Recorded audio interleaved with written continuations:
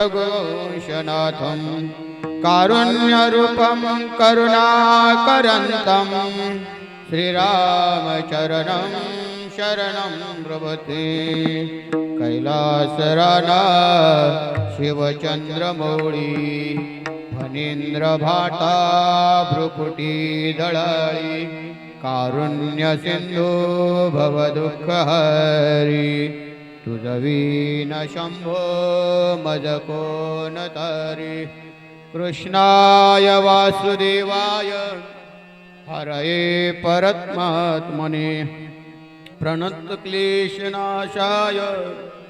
गोविंदाय वयं नमः। श्रीकृष्ण गोविंद हरे मुरारी हे नाथ नारायण वासुदेव। कृष्ण गोविंद हरे मुरारी हे नाथ नारायण वासुदेव। श्री कृष्ण गोविंद हरे मुरारी हे नाथ नारायण वासुदेव। कृष्ण गोविंद हरे मुरारी हे नाथ नारायण वासुदेव। कृष्ण गोविंद हरे मुरारी हे नाथ नारायण वासुदेव। कृष्ण गोविंद हरे मुरारी हे नाथ नारायण वासुदेव। हे नाथ नारायण वासुदेव हे नाथ नारायण वासुदेव। हे नाथ नारायण वासुदेव हे नाथ नारायण वासुदेव। हे नाथ नारायण वासुदेव हे नाथ नारायण वासुदेव। हे नाथ नारायण वासुदेव हे नाथ नारायण वासुदेव। कृष्ण गोविंद हरे मुरारी हे नाथ नारायण वासुदेव। श्री कृष्ण गोविंद हरे मुरारी हे नाथ नारायण वासुदेव। श्री कृष्ण गोविंद हरे मुरारी हे नाथ नारायण वासुदेव। हे कृष्ण गोविंद हरे मुरारी हे नाथ नारायण वासुदेव। हे नाथ नारायण वासुदेव हे नाथ नारायण वासुदेव। हे नाथ नारायण वासुदेव हे नाथ नारायण वासुदेव। हे नाथ नारायण वासुदेव हे नाथ नारायण वासुदेव। हे नाथ नारायण वासुदेव हे नाथ नारायण वासुदेव। कृष्ण गोविंद हरे मुरारी हे नाथ नारायण वासुदेव। श्री कृष्ण गोविंद हरे मुरारी हे नाथ नारायण वासुदेव। श्री कृष्ण गोविंद हरे मुरारी हे नाथ नारायण वासुदेव। कृष्ण गोविंद हरे ग्रंथला हे नाथ नारायण वासुदेव। श्री कृष्ण गोविंद हरे मुरारी हे नाथ नारायण वासुदेव। कृष्ण गोविंद हरे मुरारी हे नाथ नारायण वासुदेव।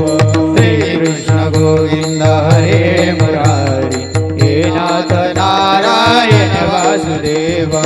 कृष्ण गोविंद हरे मुरारी हे नाथ नारायण वासुदेव। राजा राम राम राम सीता राम राम राम सीता राम राम राम राजा राम राम राम राजा राम राम राम सीता राम राम राम राजा राम राम राम सीता राम राम राजा राम राम राम सीता राम राम राम राजा राम राम राम सीता राम राम राम राजा राम राम राम सीता राम राम राम राजा राम राम राम सीता राम राम राम राजा राम राम राम सीता राम राम राम सीता राम राम राम सीता राम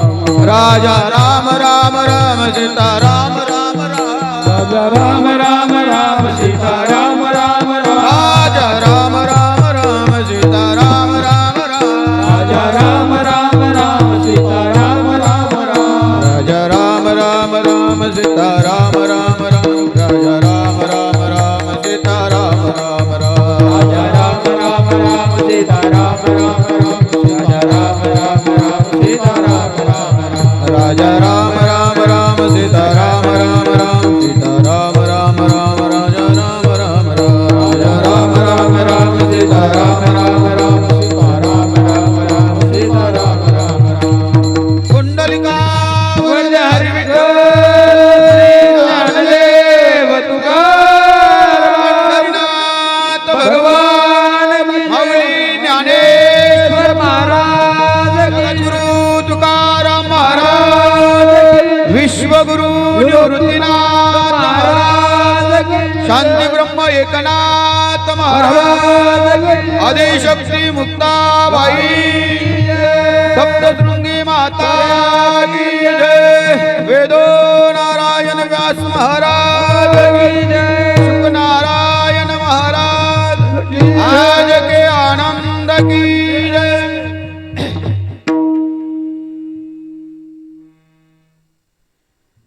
हरी आज परम मंगलमय वातावरणामध्ये या ठिकाणी थोडा आवाज आरतीवनी नंतर आज नाही आज परम मंगलमय वातावरणामध्ये आपण या ठिकाणी भागवत चिंतन भागवत कथेचं या ठिकाणी आपण निरूपण करत आहोत. थोडा आवाज तिरपा करायचा का बर. अखंड करुणावले कर्तुम कर्तुम समर्थ असलेला श्री पंढरीश परमात्मा पर्वते बैसकान सांडावी समुद्र रेखान ओलांडावी पृथ्वी भूती व्हावी ही आज्ञा माझी. ऐसा तू समर्थ ब्रह्मांडाचा धनी वर्म हे जाणून शरण आलो अशा पंढरीश परमात्म्याच्या चरणी आपण सर्वजण एक वार दंडवत करूया. पंढरीचे देवराया पंढरीचे देवराया पंढरीचे देवराया पंढरीचे देवराया दंडवत तुझे पाया दंडवत तुझे पाया दंडवत तुझे पाया दंडवत तुझे पाया दंडवत तुझे पाया दंडवत तुझे पाया पंढरीचा देवराया दंडवत तुझे पाया दंडवत तुझे पाया दंडवत तुझे पाया पंढरीचे देवराया दंडवत तुझे पाया दंडवत तुझे पाया दंडवत तुझे पाया महायोग पीठे तटे भीमरत्या वरम पुंडरिकाय दातुं मुनीन्द्रे समागत्यदिष्टन्तमानन्दकन्दं परब्रह्मलिङ्गं भजे पाण्डुरङ्गं मनोजवं मारुततुल्यवेगं जितेन्द्रियं बुद्धिमतामुरिष्टं वातात्मजं वानरायुतमुख्यं श्रीरामदूतं शरणं प्रभते. काल आपण भागवत चिंतन रूपी कथेला काल सुरुवात केली आहे. त्यामध्ये या भागवत कथेचं नियोजन कशासाठी तर आपल्याला सर्वांना श्रुत आहे वैकुंठवासी सुनीताताई गव्हाणे यांच्या पुण्यस्मरणानिमित्ताने हा 8 दिवसाचा भागवत कथेचा नियोजनाचा आपण सर्वांनी घातलेला थाट गेल्या वर्षभरापूर्वी या गव्हाणे परिवारातील एक आदर्श परिवार, या आदर्श परिवारातील या वैकुंठवासी सुनीताताई आपल्या या इहलोकातून वैकुंठाकडे गमन करता झाल्या. त्यांच्या पुण्यस्मरणाच्या निमित्ताने ही भागवत कथा आणि भागवत कथेच्या निमित्ताने आपण सर्वजण या ठिकाणी जमलात. आपणा सर्वांच्या चरणावर दंडवत. प्रभू तुम्ही महेशाची मूर्ती, मी दुबळार्चित असे भक्ती, म्हणून बोलदरी गंगावते स्वीकाराल की. या कथेसाठी प्रामुख्याने उपस्थित असलेले सर्वच श्रोते, त्यामध्ये आज काल ज्यांची उपस्थिती आपल्याला या ठिकाणी लाभली नाही, पण आज आमच्या वरील नितांत असलेल्या प्रेमानं त्यांना आजही ओढून आणलं असे आमचे मित्र संतोष भाऊ गव्हाणे. या गव्हाणे परिवारामध्ये त्यांचे ही कथा माझ्या पामराकडे येण्याचं कारण जर असेल, काही निमित्त असेल, तर त्यांच्या योगे ही कथा माझ्याकडे आलेली आहे. त्यामध्ये सर्वच गव्हाणे परिवार आजपासून बसलेला असलेला समस्त परिवार, या परिवारामध्ये त्यांचे मग नातलग, आप्तेष्ट, मित्र परिवार, तसेच व्यासपीठावर विराजमान आमचे आदरणीय तपोवृद्ध ज्ञानवृद्ध श्री हरिभक्तपरायण नानाभाऊ संभेराव, त्यानंतर मृदंग महर्षी श्री हरिभक्तपरायण गोकुळ महाराज, त्यांच्या शेजारी गाथाभूषण श्री हरिभक्तपरायण गोरखबुवा जाधव, त्यांच्या शेजारी आम्हाला ज्यांनी परमार्थाचा मार्ग दाखवला किंवा परमार्थामध्ये जे कधीही आम्हाला आमच्या मार्गदर्शनासाठी आम्हाला या मार्गक्रमणामध्ये ज्यांची आम्हाला साथ लाभली असे श्री हरिभक्तपरायण उत्तमात उत्तम असे गायनाचार्य रमण भाऊ तळेकर, त्यांच्या शेजारी आमचे बंधू बसलेले आहेत महेश दादा सोमवंशी, आणि आई सप्तशृंगी चॅनलचे संस्थापक विथ गायक आपले ऋषिक संभेराव, असा समस्त गायनाचार्य, मृदुंगाचार्य, श्रोतेजन आणि बाजूला उभे असलेले आमचे चौबदार, या सर्वांच्या उपस्थितीत तसेच या ठिकाणी सुंदर अशी साऊंड अगदी कालपासून जवळजवळ 8-10 दिवसापासून या ठिकाणी आपण येऊन नियोजन करतात, आणि हे नियोजन त्यांचं असंच अविरत चालू राहू अशी या ठिकाणी भगवान पंढरीश परमात्म्याच्या चरणी प्रार्थना करूया आणि कथेला प्रारंभ करूया.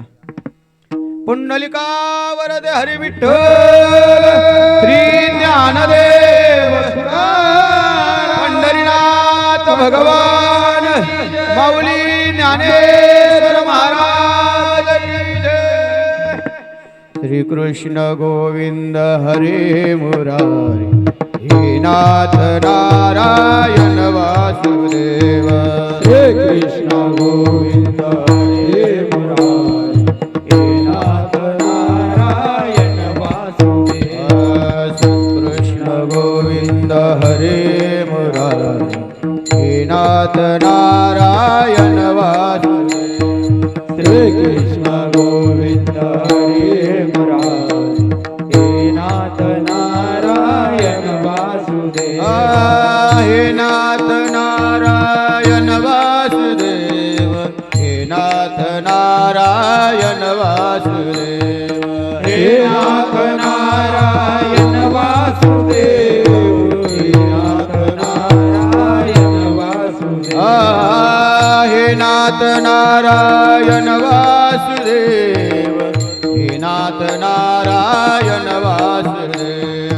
हे नाथ नारायण वासुदेव, हे नाथ नारायण वासुदेव. कृष्ण गोविंद हरे हरे मुरारी हे नाथ नारायण वासुदेव श्री कृष्ण गोविंद हरे मुरारी हे नाथ नारायण वासुदेव राजा राम राम राम सीता राम राम राम राजा राम राम राम राजा राम राम राम राजा राम राम राम सीता राम राम राम राजा राम राम राम सीता राम राम राम राजा राम राम राम सीता राम राम राम सीता राम राम राम सीता राम राम राम राजा राम राम राम सीता राम राम राम राजा राम राम राम सीता राम राम राम कथाभाग काल आपण कथेला सुरुवात केलेली आहे. त्यामध्ये सर्वप्रथम आपण काल भगवान पंढरीश परमात्म्याला, त्यानंतर संत मादियाळी, त्यानंतर भागवत कथा नियोजन करते या ठिकाणी सर्व असलेले श्रोतेजन यांना काल आपण नमन या विषयाने सुरुवात केलेली आहे. त्यानंतर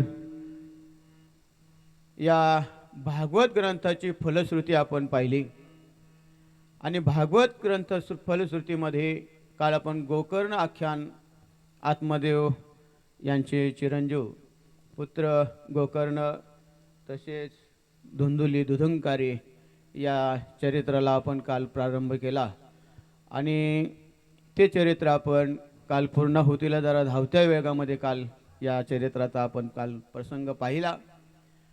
आज आपल्याला भगवान वेदोनारायण अर्थात व्यास महर्षी तसेच नारद मुनी यांचा संवाद, त्यानंतर परीक्षिती महाराज यांचा जन्म, तसेच परीक्षिती महाराजांच्या जन्माच्या आधी भगवान श्रीकृष्ण परमात्म्याच्या द्वापार युगाची शेवट आणि कलियुगाचा प्रारंभ या दोन्हीचा असलेला मिलाप आणि मग कलियुगाची सुरुवात झाल्यानंतर कुठला परिणाम या समस्त कलियुगाचा झाला तो आपल्याला पाहायचा आहे. त्यानंतर परीक्षितीला मिळालेला शमिक आणि शृंग ऋषीच्या आश्रमावर मिळालेला शाप. तसं पाहायला गेलं तर आज 3 प्रश्नाची उत्तरे आपल्याला पाहिजे. काय काय तर भागवत ग्रंथाची निर्मिती कशी झाली, त्यानंतर भागवत ग्रंथ आपल्यापर्यंत कोणाच्या माध्यमातून पोहोचला आणि मग भागवत ग्रंथाचा विस्तार पुढे कसा होत गेला, असे या 3 प्रश्नाची उत्तरे आपल्याला पाहिजे.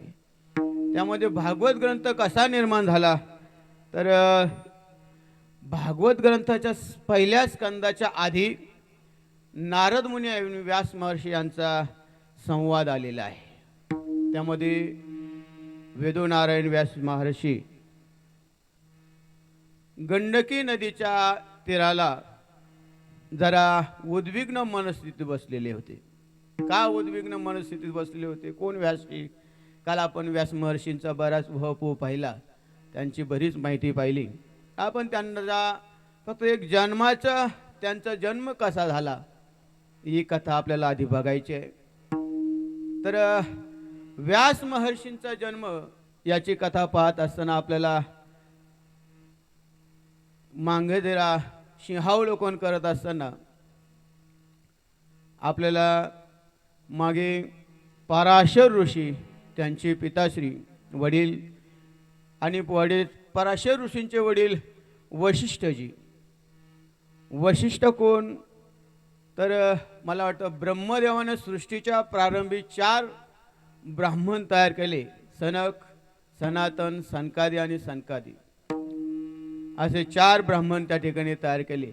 त्यानंतर सप्तऋषी तयार केले, ज्यांनी या सृष्टीचा पुढे विस्तार केला. त्या सप्तऋषीमध्ये वशिष्ठ ऋषी या ठिकाणी त्यांचा ब्रह्मदेवाने तयार केले. आणि वशिष्ठ ऋषींच्या नंतर त्यांचे पुत्र पराशर ऋषी. पराशर ऋषींच्या बाबतीत जसे व्यासजी धर्मपरायण, सद्वर्तनी, ज्ञानाचा सागर, ज्ञानाचा कोठार असं म्हटलं तरी त्यांना वावगं ठरेल असं त्यांच्या अनेक पदव्यांनी ते विभूषित असलेले पराशर ऋषी मार्गक्रमण करत असताना अनेक त्यांच्या जीवनात जीवनचरित्र पराशर ऋषींच्या जीवनामध्ये झालं. पण एक दिवस तेही गंडकी नदीच्या स्नानासाठी आलेले असताना त्या ठिकाणी एक कोळ्याची मुलगी मत्स्यगंधा नाव तिचं, ही मत्स्यगंधा नाव असलेली कोळ्याची मुलगी. आता मत्स्यगंधा का नाव पडलं होतं? ती कोळ्याच्या घरी जन्माला झालेली होती, पण तिचा जन्म माशाच्या उदरातून झालेला होता, म्हणून तिचं नाव मत्स्यगंधा पडलेलं होतं. तिच्या स्वभावाप्रमाणेच तिच्या शरीरातून सुवासिक असा सुवास येत नव्हता, मग घाण असा वास यायचा, असं तिचं स्वरूप होतं. अशी ती मत्स्यगंधा. आणि तिचे वडील आजारी असल्या कारणाने त्यांचा कोळ्याचा धंदा होता, आणि कोळ्याचं म्हटल्यानंतर नावेतून या कडाला बसल्यावर गिराईक त्या कडाला पार करून देणं हा त्यांचा धंदा असल्याने वडील आजारी असल्याने मत्स्यगंधा नावाच्या त्या मुलीने त्या नाव इकडून तिकडून नेण्यासाठी त्या ठिकाणी बसलेली होती. आणि त्या ठिकाणी पराशर ऋषींचं आगमन झालं. पराशर ऋषींचं आगमन झाल्यानंतर पराशर ऋषींनी पाहिलं तर त्यांना मत्स्यगंधा ही स्त्री, तसं पाहायला गेलं तर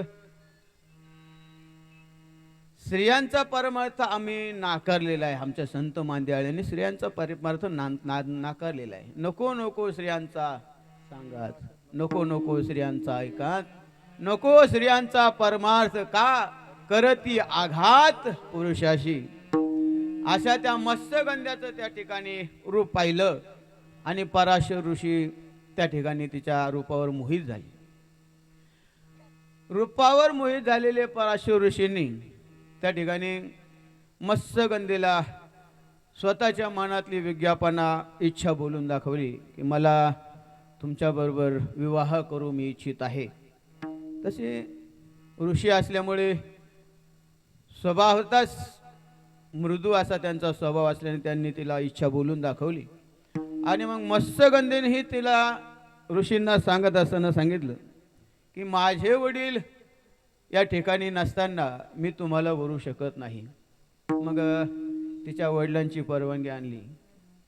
वडिलांची परवानगी आणल्यानंतर वडिलांनी तिला परवानगी दिली नाही. पण त्या ठिकाणी पराशर ऋषींच्या त्या ज्ञानाचा, त्या प्रभावाचा, तपोबलाच्या प्रभावानं त्यांनाही त्या ठिकाणी तिला परवानगी द्यावी लागली. आणि मग मत्स्यगंधेने पराशर ऋषी आणि मत्स्यगंधा त्या नावेत बसले आणि त्या नदीमध्ये प्रवेश केला. बऱ्याच अंतरमध्ये मोठं नदीचं पात्र असल्याने नदी पात्राच्या मध्यभागी आले.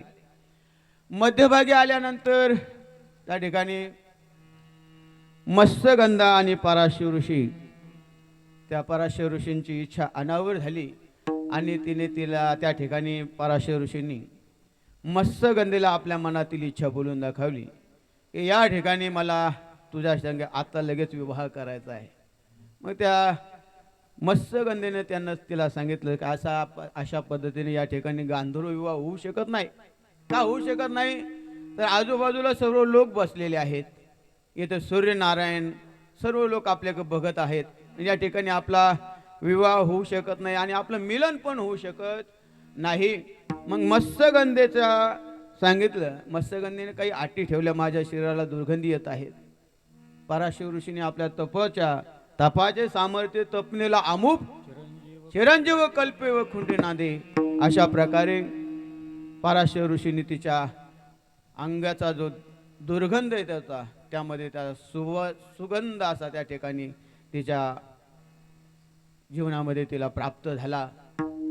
आणि पुढे जात असताना तिने सांगितलं की सर्व लोक आपल्याकडे बघतात. पराशर ऋषींनी त्या ठिकाणी तपोबलाने त्या नदी पात्रामध्ये धुकं तयार केलं. धुकं आपण हिवाळ्यामध्ये धुकं बघतो. धुकं कसं असतं?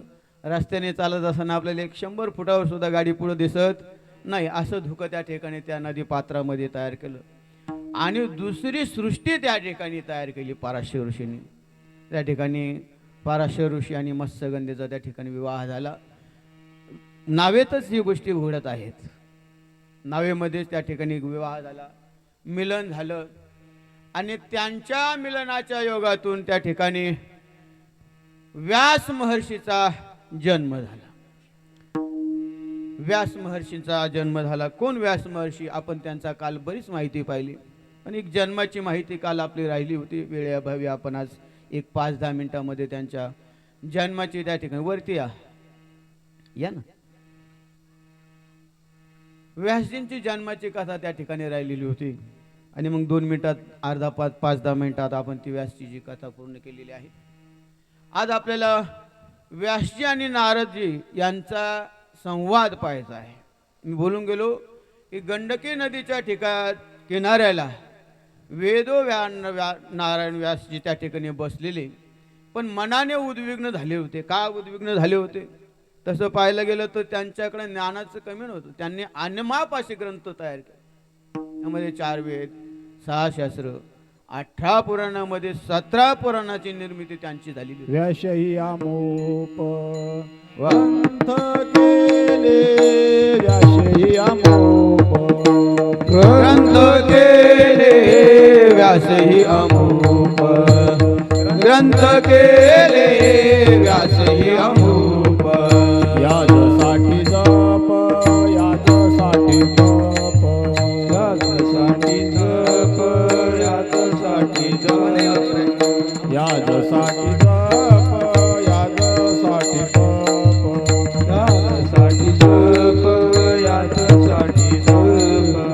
व्यासही आमोप ग्रंथ केले, व्यासही आमोप ग्रंथ केले, व्यासही आमोप ग्रंथ केले, व्यासही आमोप.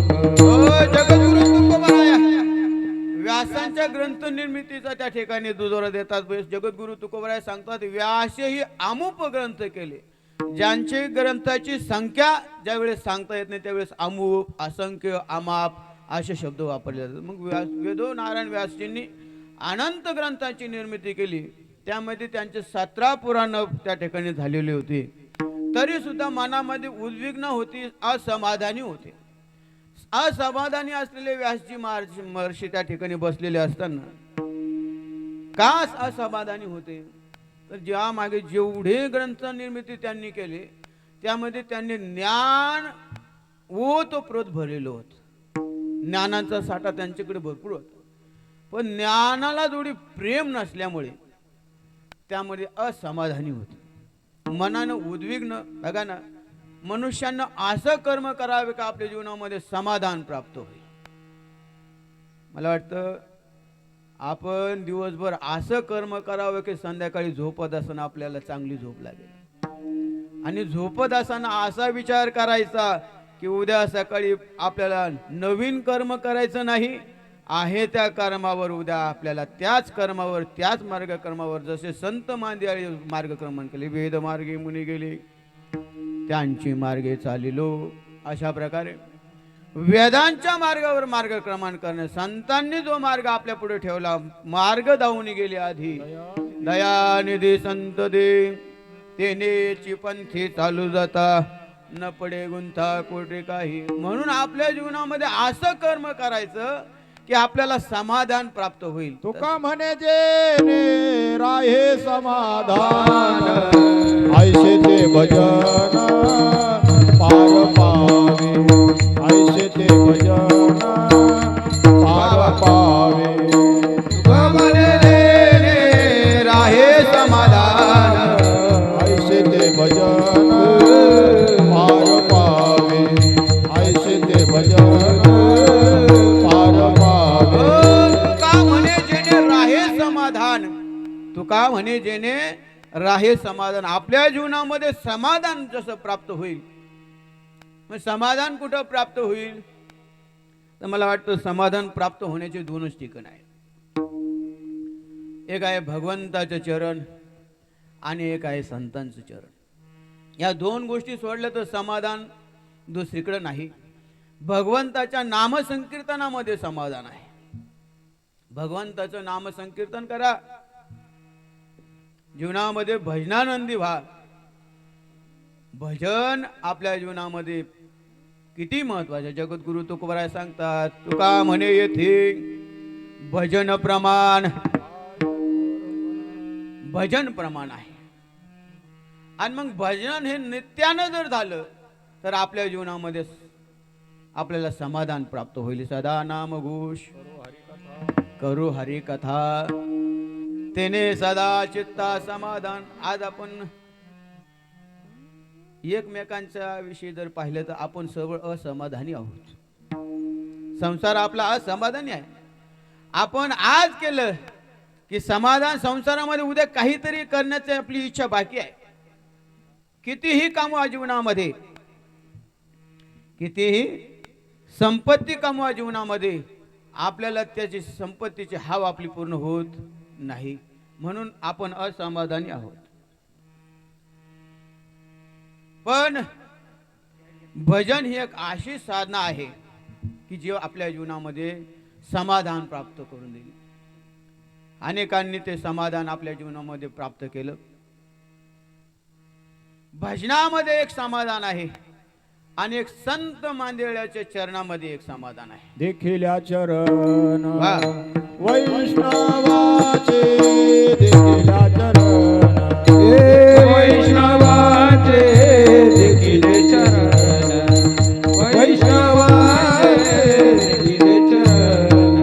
तुका म्हणे मना झाले समाधान, म्हणे मना झाले समाधान. तुका म्हणे मना झाले समाधान, म्हणे मना झाले समाधान. देखिल्या चरण वैष्णवाचे, देखिल्या चरण हे वैष्णवाचे देखिले चरण, वैष्णवाचे देखिले चरण. जगद्गुरु तुकोबराय वर्णन करतात, तुका म्हणे मना झाले समाधान, देखिल्या चरण वैष्णवांचे. संत भेटीमध्ये समाधानता आहे. अनेकांच्या संत भेटीमध्ये समाधानता. आपण या ठिकाणी चरित्र भागबद्दल पाहायला गेलं तर संत मांदेळीचा आपण आता जवळच आपल्याला लागला टकळा पंढरीचा, जवळच सोहळ्याचे आलेले. माऊली ज्ञानोबरायांचा सोहळा विश्व प्रसिद्ध असला. जवळच आपण ज्या ज्या वेळेस वारीमध्ये चालतो ते दिवस आणि ज्यावेळेस संसारामध्ये असतो ते दिवस जरा तुलना करा. दोन्हीमध्ये समाधान कुठं आहे? म्हणून संतांच्या चरणाजवळ समाधान आहे. पण ही समाधान नावाची गोष्ट, आनंद नावाची गोष्ट व्यासींच्या जीवनामध्ये नव्हती. अनेक ग्रंथ निर्मिती केली आणि अशा उद्विग्न अवस्थेमध्ये व्यासी त्या ठिकाणी बसलेले असताना त्या ठिकाणी महर्षी नारद जे आले. महर्षी नारद जे आल्यानंतर महर्षी नारद तसे येत नाही. महर्षी नारदांच्या जीवनामध्ये अखंड स्मरण आहे. कुठलं? नारायण नारायण नारायण श्रीमन्नारायण नारायण नारायण नारायण नारायण नारायण श्रीमन्नारायण नारायण नारायण श्रीमन्नारायण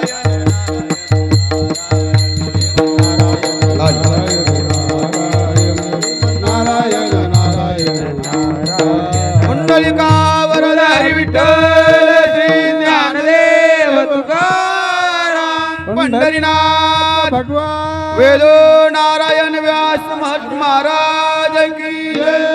शुकमुनी महाराज की जय. नारद महर्षींना यायला जरा जास्तच वेळ झाला. हा, राधे राधे. बर, व्यासजींच्या जीवनामध्ये समाधानता त्या ठिकाणी त्यांना प्राप्त नव्हती. आणि मग नारदजींचं आगमन झालं. नारदजीचं आगमन झालं आणि जरा विजयनं कार्यक्रम केला. आज बराच वेळ आपल्या नारदजींचं भजन झालं. पण खरं बोलून गेलो की काळ सारावा चिंतन एकांत वाशी गंगा स्नाने किंवा तुका म्हणे येते भजन प्रमाण असो. नारदजी त्या ठिकाणी आले आणि व्यास महर्षींची त्यांची भेट झाली. व्यास महर्षींनी आपली मनातील त्या ठिकाणी विज्ञापना त्या ठिकाणी बोलून दाखवले. म्हटले माझ्या जीवनामध्ये असमाधान, तर मी एवढे ग्रंथ तयार केले पण मला पाहिजे ती प्रचिती, पाहिजे तो प्रसाद, पाहिजे तो फळ मला मिळालं नाही. म्हणून व्यासजींनी नारदांना त्या ठिकाणी शंका विचारली, माझ्या जीवनामध्ये समाधान कसं प्राप्त होईल. त्यावेळेस नारदजींनी त्यांना उपदेश केलेला आहे. नारदजींनी त्यांना भगवान श्रीकृष्णाचं प्रेमामृत असलेलं श्रीमद भागवत ग्रंथ, या ग्रंथाचं त्यांनी वर्णन करायला लावलं, त्या ठिकाणी निर्मिती करायला लावली. आणि मग का करायला लावली, तर व्यासजींचं ज्ञान भरपूर होतं. ज्ञान त्यांच्याकडे किती होतं आपण काल माऊली ज्ञानोबरांची ज्ञानेश्वरीतली ओवी पाहिली. म्हणून महाभारते नोही ते नोहेची लोकितीही या कारणे म्हणी पे पाही व्यासो चिष्ट जगत्रय. त्यांच्याकडे ज्ञानाचं भांडार असलेलं, पण ज्ञानाला प्रेमाची कथेची जोड कमी होती. म्हणून असं म्हणतात बा, ज्ञान प्रेमाशिवाय अधूर आहे. आणि म्हणून मला वाटतं एकनाथ महाराज म्हणतात, भक्ती प्रेमाविन ज्ञान नको देवा. का नको, तर प्रेमाशिवाय ज्ञान आंधळ आहे. जेवी मग ज्ञानात राह त्या ठिकाणी दृष्टांत सुद्धा देतात. रांडे विनी जेवी शृंगार पै केला, प्रेमाविन झाला ज्ञानी तैसा. एखाद्या विधवा महिलेने शृंगार करावा, तिचा शृंगार जसा कामात येत नाही, जसे शेळीच्या गळ्याला स्तन असतात ते तसे तिच्या कामाचे नसतात, तसं प्रेमाशिवाय ज्ञान काम नाही. प्रेमाविन भजन नाकाविन मोती, प्रेमाविन भजन नाकाविन मोती, अर्थाविन पोथी वाचून काय, अर्थाविन पोथी वाचून काय. प्रेमाविन भजन नाकाविन मोती, प्रेमाविन भजन नाकाविन मोती, अर्थाविन पोथी वाचून काय, अर्थाविन पोथी वाचून काय. श्रीमंत श्री नाथराया पैठण निवासी असलेले नाथराया हरिपाठात सांगतात, प्रेमाविन भजन नाकाविन मोती, अर्थाविन पोथी वाचून काय. म्हणून प्रेमाला किती महत्वाचं आहे. प्रेम सुख देई, प्रेम सुख देई. म्हणून प्रेम स्वरूप असलेलं हे श्रीमद भागवत व्यासजींनी तयार केलं. या व्यास महर्षींनी हे भागवत तयार करत असताना त्यांचे गुरु, आता आईंनी राधेची आठवण करून दिलीच, तर आपण राधेचं जरा त्या ठिकाणी एक संक्षिप्त चरित्र बघणार आहोत. या संपूर्ण श्रीमद भागवतामध्ये 18,000 श्लोक आहे, 12 स्कंद आहेत. या एवढ्या श्रीमद भागवतामध्ये राधेचं नाव कुठंच आलं नाही. माऊली ज्ञानोबरांनी ज्ञानेश्वरी केली, पण संपूर्ण ज्ञानेश्वरीमध्ये विठ्ठलाचं नाव कुठंच आलं नाही. का आलं नाही, का आलं नसेल. आपल्याकडे परंपरा आहे, आपण सर्व हिंदू धर्माला धरून चालणारे. हिंदू सनातन धर्म असं सांगतो की आपल्या पतीचं पत्नीनं नाव उघड घ्यायचं नसतं, आपल्या गुरुचं नाव शिष्यानं उघड घ्यायचं नसतं. म्हणून बघा, आपल्याकडं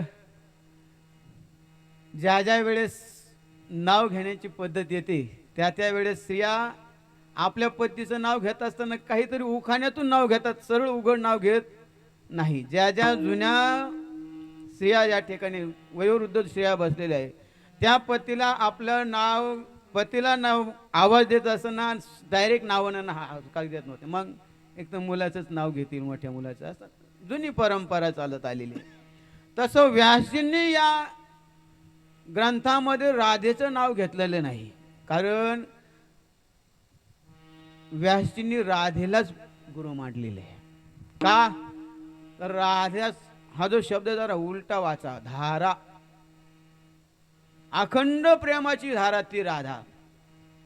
त्या राधेचं नाव या श्रीमद भागवतामध्ये 18,000 श्लोकामध्ये आलेलं नाही. का आलं नाही? आपण त्याचं कारण बघितलं. या राधेच्या प्रेमाविषयी बोलायचं ठरलं आपल्याला चरित्र भागामध्ये पुढे बोलायचं ते राधेच्या प्रेमाविषयी. पण श्रीमद भागवत तयार झालं. मग व्यासजींनी 18,000 श्लोकांचं या ठिकाणी श्रीमद भागवत तयार केलं आणि त्यांच्या जीवनामध्ये त्यांना समाधानता प्राप्त झाली. त्यांनी 18 पुराण तयार केले. कुठले कुठले 18? कुणाला माहिती? या ठिकाणी बसलेल्यापैकी सर्वांना 18 पुराण. मला वाटतं 18 पुराणामध्ये आपल्याला फक्त पुराण माहिती आहे, कारण सध्या पुरुषोत्तम मास चालू आहे, मूलमास चालू आहे, हे का नाही. आपल्याला फक्त पुराण माहिती, 18 पुराण माहिती नाही. आम्ही फक्त हरिपाठात होतो, चहुविधी जाण साई शास्त्री, कारण 18 पुराणे. पण 18हीच पुराणे, 18 पुराणांची नावं आम्हाला माहिती. आमच्या धर्माने काही गोष्टी खूप सोप्या करून ठेवल्या. एका श्लोकामध्ये 18 पुराण आहे. मद्वयम, भद्वयम, ब्रतरयम चैव व चतुष्टयम अनापलिंग कुस्कांत पुराणानि प्रचक्षते. मद्वयम म्हणजे काय? म अक्षराने सुरुवात होणारे 2 पुराण. कुठले कुठले? मार्कंडेय पुराण, मत्स्य पुराण. भ शब्दाने सुरुवात होणारे 2 भद्वयम 2 पुराण. भागवत पुराण, भविष्योत्तर पुराण. त्यानंतर ब्र शब्दाने पुराण 3, ब्रह्मपुराण, ब्रह्मांड पुराण, ब्रह्मवैवर्त पुराण. व चतुष्टय म्हटलेले म्हणजे व नावाने 4 पुराण आहेत. आपण फक्त पुराणातली वांगी पुराणात सोडून दिली. तुका म्हणे नाही विश्वाच्या म्हणी पहावे. आपल्याला पुराणांची नावं सुद्धा माहीत नाही. 4 चतुष्टय व पासून सुरुवात होतात. वामन पुराण, वराह पुराण, विष्णू पुराण, वायू पुराण, असे 4 पुराण सुरुवात. त्यानंतर मग अनापलिंगानी अग्निपुराण, नारद पुराण, पद्म पुराण, स्कंद पुराण, लिंग पुराण आणि शेवटचं पुराण आहे गरुड पुराण. असे 18 पुराण या ठिकाणी व्यासजींनी तयार केले. आणि हा ठेवा कुणाला द्यावा, कसा द्यावा, म्हणून त्यांनी आपले स्वतःचे चिरंजीव कोण? व्यासांचे पुत्र शुकमुनी. या शुकमुनींचा ज्यावेळेस जन्म झाला त्यावेळेस असा कथाभाग येतो. शुकमुनी ज्यावेळेस तुळजा मातेच्या पोटी होते त्यावेळेस जवळजवळ 12 वर्ष गर्भ त्यांच्या मातेच्या पोटी होता. बैसोनी खोळी शुक राहे गर्भी आंधळा, शिनलायर धारी दुःख आठवी डोळा. शुक महर्षी 12 वर्ष गर्भामध्ये होते. काय होते हो?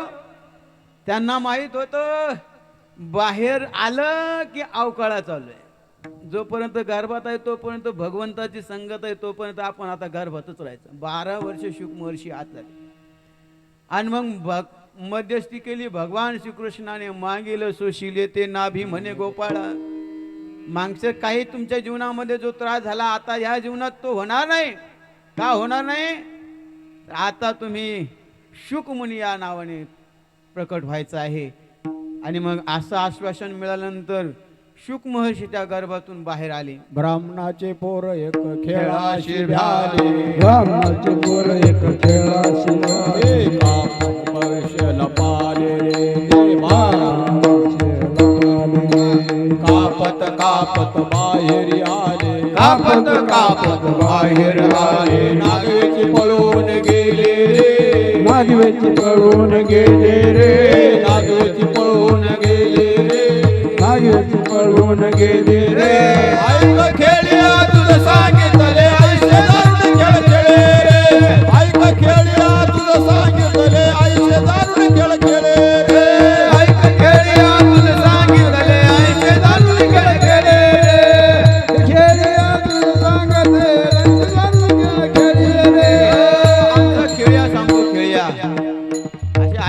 प्रकरण आहेत गाथ्यामध्ये, खेळ्या प्रकरणामध्ये सांगतात, ब्राह्मणाचे पोरी एक खेळाशी बेली, कापत कापत बाहेर आले, नागवेचे पळून गेले रे. नागवे का पळाले? त्यांच्या जीवनामध्ये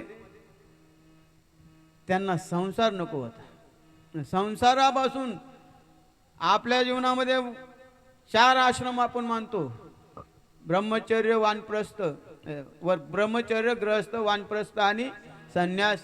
हे 4ही आश्रम त्यांना मान्य नव्हते. नागवेचे पळून गेले.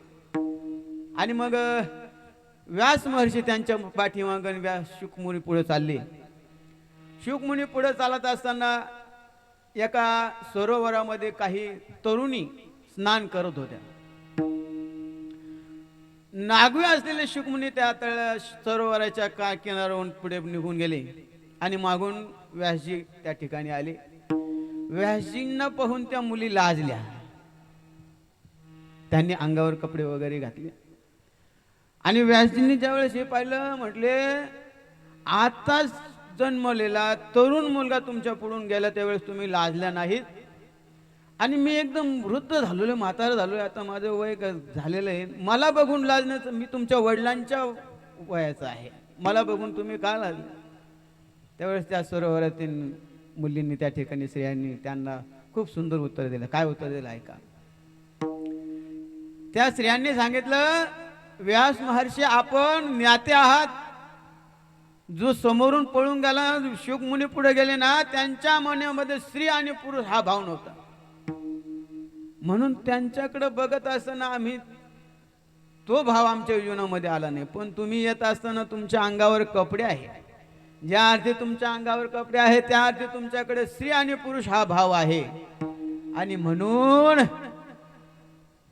मग व्यासांच्या लक्षात आलं, शुकमुनी आपल्यापेक्षा अधिकारी आहेत.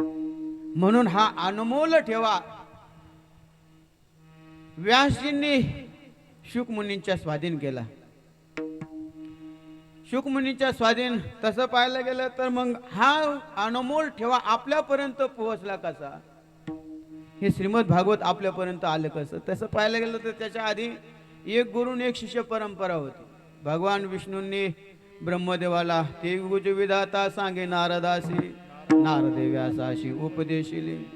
व्यासांनी शुकमुनीला सांगितलं, शुकमुनीने पुढे परीक्षिती राजाला सांगितलं आणि परीक्षिती राजांच्या मार्फत आपल्या सर्वांपर्यंत हे श्रीमद भागवत पोहोचले.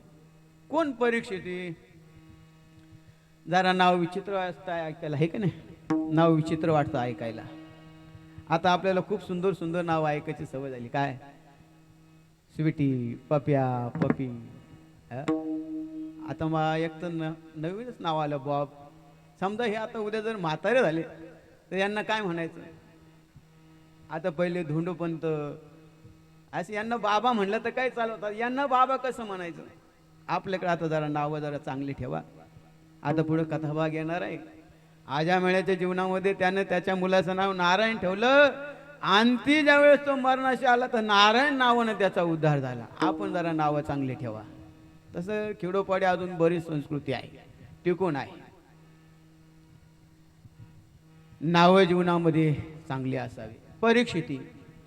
कोण हा परीक्षिती? तर परीक्षितीचं जर आपल्याला त्या ठिकाणी चरित्र भाग पाहायचा असेल तर आपल्याला युद्ध करावं लागेल. युद्ध म्हणजे आताही सध्या युद्ध चालू की नाही, ते युद्ध नाही.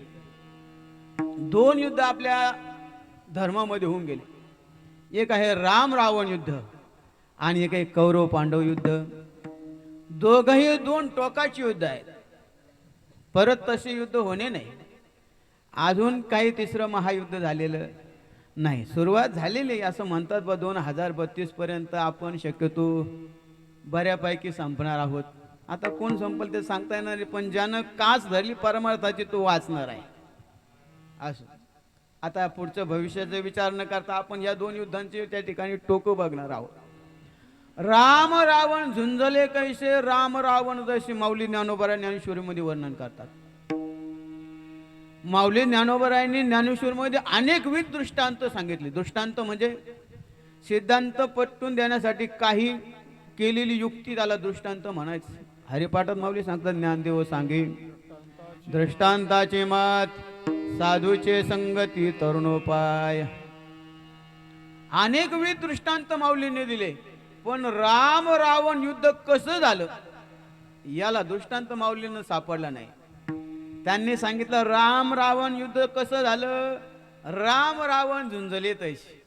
त्याला दुसरी उपमाच त्यांना सापडली. का नाही सापडली हो? युद्धही त्याच टोकाचं होतं. 1, 2, 5, 10 मिनिटामध्ये आपण त्याचा उहापोह होऊ. राम रावण युद्ध झालं त्रेतायुगामध्ये, आणि द्वापार युगामध्ये भीम थोडा लहरी होता. लहरी होता म्हणजे आपण ज्या लहरी या शब्दाची जी व्याख्या आपल्या मनामध्ये, तसा तो लहरी नव्हता. जरा शरीरानं आडदांड असल्यामुळे बळ जास्त असल्याने त्याला श्रीलंकेमध्ये जाण्याचं, म्हणजे लंकेमध्ये जाण्याचं त्या ठिकाणी त्याच्या मनात आलं, आणि त्यानं ती इच्छा बोलून दाखवली धर्मराजाला. धर्मराजा कोण? वडील बंधू.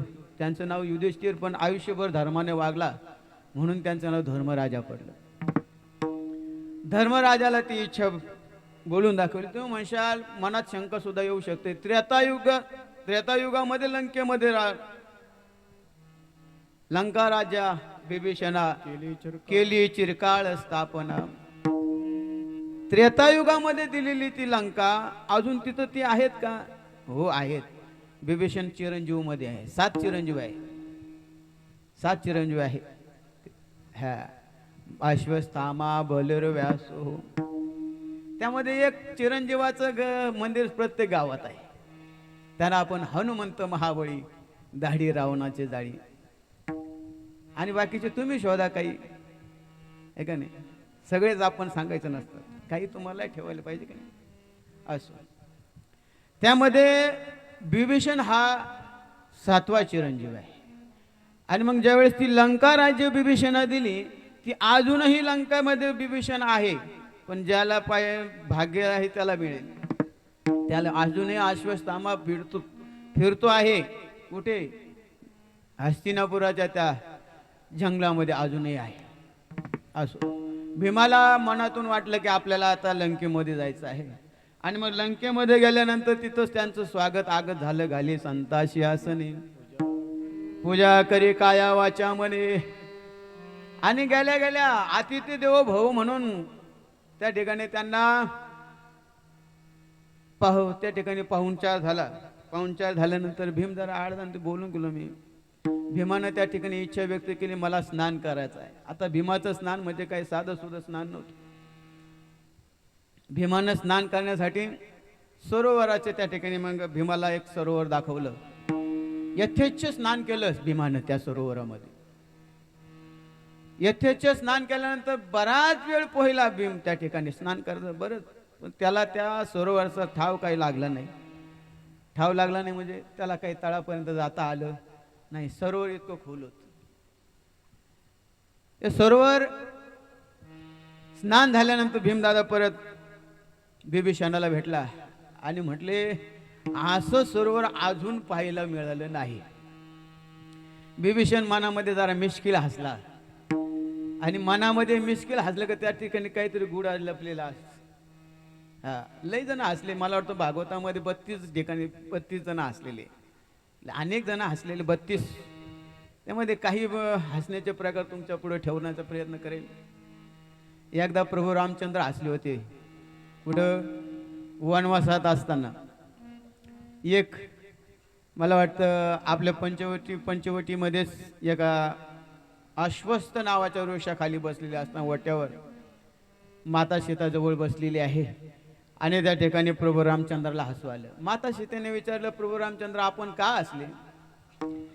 आता सीतेला म्हणजे सर्व गोष्टी स्त्रियांपुढे प्रकट करू नये असं शास्त्र सांगतं, पण शास्त्र असंही सांगतं की 3 हट्ट पुरवावे लागतात. बालहट्ट, जोगहट्ट, स्त्रीहट्ट. मग प्रभू रामचंद्रांना त्या ठिकाणी म्हटले, मी उगाच हसलो ग.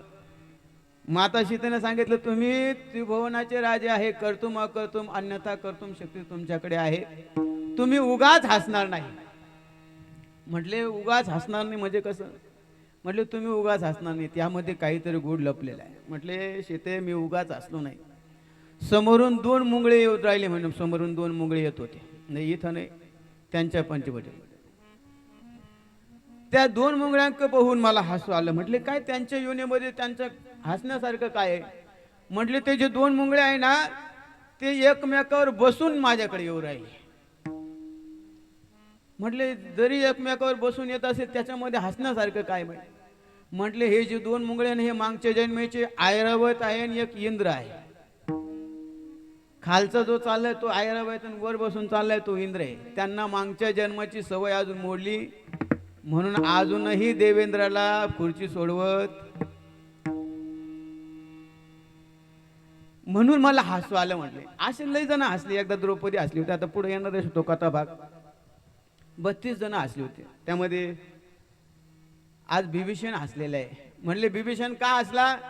म्हटले तुम्ही ज्या सरोवरामध्ये स्नान केलं ना, म्हटलं ते सरोवर नव्हतं. म्हटले मग? माझा दादा कुंभकर्ण ज्यावेळेस प्रभू रामचंद्राने यांचा वध केला त्यावेळेस कुंभकर्णाचं शिर त्या ठिकाणी पडलेलं आहे. कवटी म्हणतो आपण त्याला.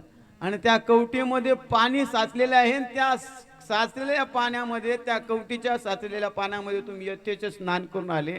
असं ते एवढं मोठं कुंभकर्णाची कवटी होती. आता रामायण म्हटलं का काही गोष्टी अतिशयोक्तीमध्ये येतात. असं म्हणतात बुवा 7 बैलाची त्या ठिकाणी या कुंभकर्णाच्या नाकामध्ये 7 बैलाच्या आपण खळ्यावर तोडवायला काय बोलायचं, काय करायचं, 5. त्या ठिकाणी 7 बैल जात होती कुठं? याच्या नाकामध्ये. आणि नाही कातर वापरत नव्हता, मग चिमटा होता. आपण आता हे कपाशी उपटायला चिमटा वापरतो का? ते केस काढायला. असं अतिशयोक्ती रामायणाचे अलंकार आलेला आहे. असो, राम रावण युद्ध कसं झालं तर त्या टोकाचं झालं. आणि असंच टोकाचं युद्ध मला वाटतं राम रावण युद्ध जरा चांगलं झालं म्हणायला काय हरकत नाही. पण कलियुगामध्ये, द्वापर युगामध्ये जे युद्ध झालं ना, भावाभावामध्ये झालं. कोण भाऊ? कौरव आणि पांडव. आता युद्ध बरं मला वाटतं 18 दिवस चाललं. 18 दिवसामध्ये जवळजवळ 6वा किंवा 7व्या दिवसाचा प्रसंग आहे. एक दिवस पांडवांना हरवायचं या इच्छेनं द्रोणाचार्य, त्या ठिकाणी कर्ण, या कौरव मंडळींनी चक्रव्यूह नावाचं त्या ठिकाणी युद्धनीतीचं त्या ठिकाणी व्यूहरचना केली. चक्रव्यूह असं होतं की त्यामध्ये जाता येत होतं पण परत येता येत नव्हतं. चक्रव्यूह भेदून करण्याची 3 जणांनाच कला माहीत होती. 3 जणांना. कुठल्या कुठल्या कोणाला? भगवान श्रीकृष्ण, अर्जुन आणि उत्तरेचा मुलगा अभिमन्यू, सुभद्रेचा मुलगा अभिमन्यू. या 3घांनाच माहिती होती. पण अभिमन्यूला अर्धवट माहिती होती. अभिमन्यूला फक्त मध्ये जाता येत. चक्रव्यूहाचं युद्ध चालू झालं. भगवान श्रीकृष्ण हे अर्जुनाचे सारथी होते.